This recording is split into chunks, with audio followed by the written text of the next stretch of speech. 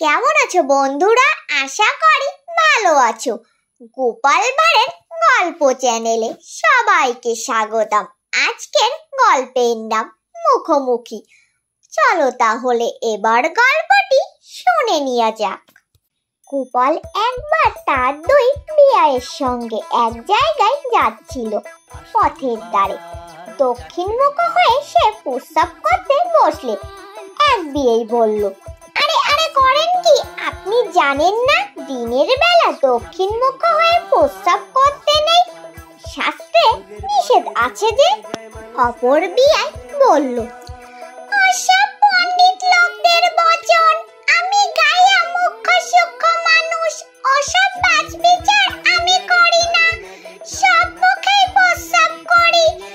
বড় বিয়াই যে মুখে বললেন সে মুখেও করি, আর ছোট বিয়াই যে মুখে বললেন সে মুখেও করি। গোপালের কথা শুনে বিয়াইদের মুখে আর কোনো কথা নেই।